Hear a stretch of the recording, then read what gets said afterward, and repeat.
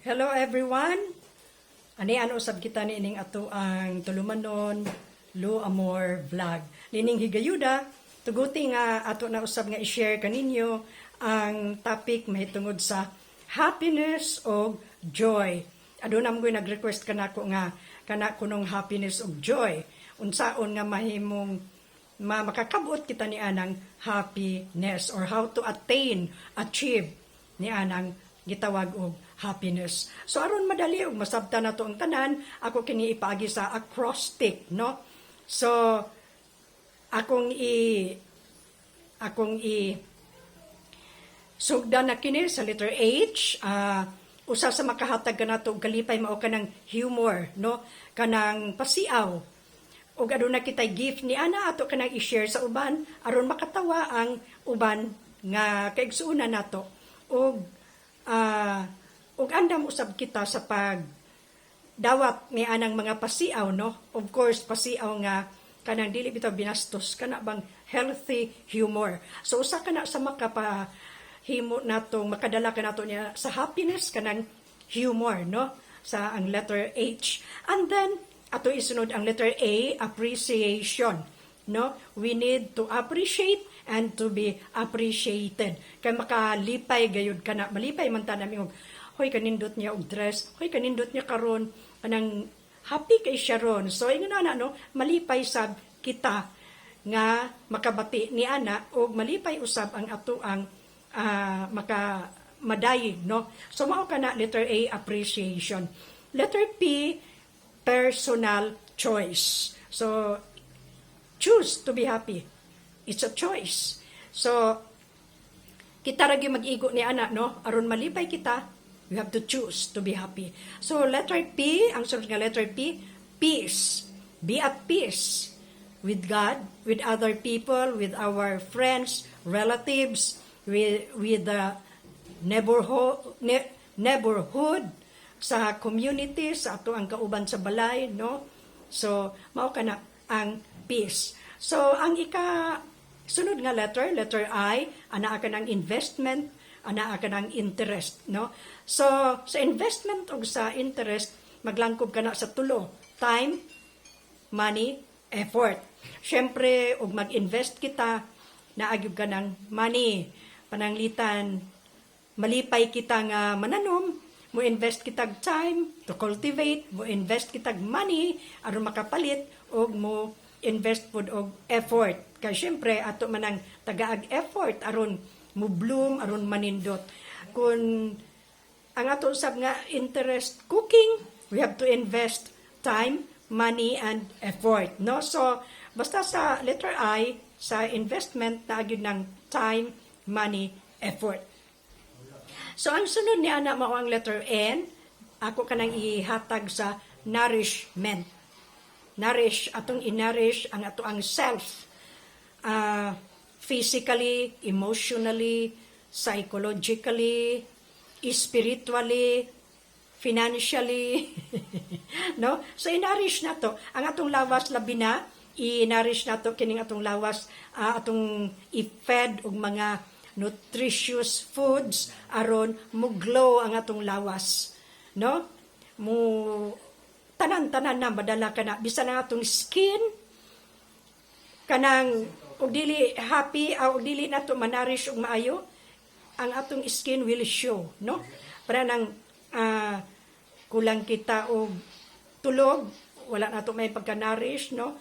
Ang tulog, ang kaguol, ang stress, ang atong skin mo bisag pag dili nato i-istorya mahibalo ang atong palibot nga dili kita happy, no? So nourishment.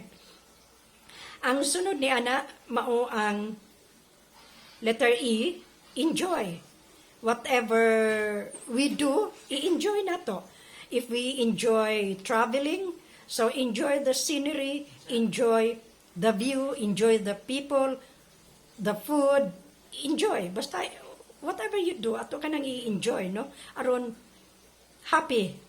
Ang happiness ato gayud nga makabuot. So, mao kana ang letter E, ato kanang isunod ang S, security. Security sa affection, emotion, love, no? Siyempre, if we are happy,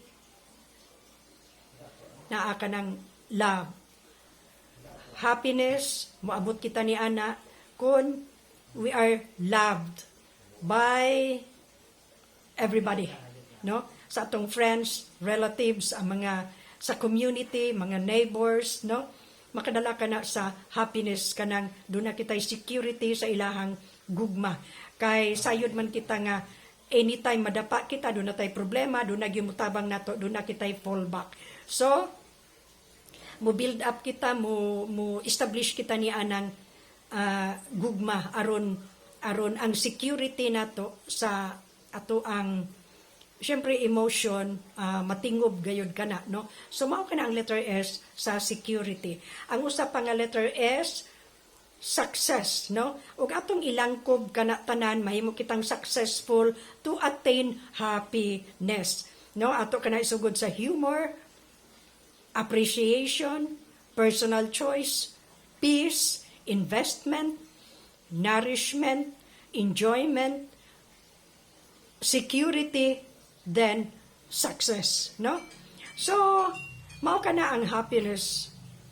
More on external kana siya with the 5 senses. Ang happiness, we make things happen, mo nang happiness, no? Ari kita sa joy, ako lang yapil ang joy. Joy, ang letter J stands for Jesus Christ. Nganong akong gipili kana because He is the giver of joy. He is the author of joy. Bisan pa sa happiness, gikan kana tanan kaniya. Walay ato aning kalibutan na iyaan na tanan sa Ginoo.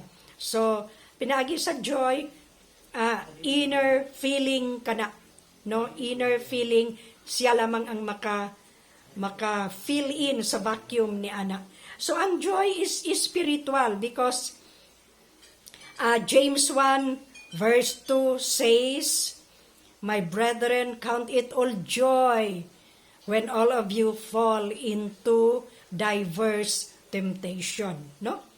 Diverse temptation. Sa King James, temptation is dili na tintal, kundili trials, pain, struggles, Old English kana meaning temptation, no? Mao kana siya. Akong usbon trials, pain, struggles, mao kana ang temptation sa King James ipasabot niya, no? So ari kita sa letter O na letter O is others, other people, other places, other event, mao kana nagyo ka ng mga others, no? Aron ma-kompleto ang ato ang joy, no? And the letter Y, of course, stands for you. You, no? Kita gyud ni ana because kita man mo inagdala ni ana how to be happy, how to attain happiness, how to be joyful, you. Mao kana naagyud kana nga you. So akong panghinaot mga higala nga aduna usab kitay matiman-an ni adto aron makabaton kita ni anang happiness. So mao lamang kini pagkakaron. I hope aduna pay mga suggestion nga akong madawat aron usab aduna pa kitay mahimong sharing, no? Niining ato ang Luamor vlog. Don't forget to subscribe sa YouTube channel and then follow me sa Facebook. As usual, have a good and godly day. Bye everyone.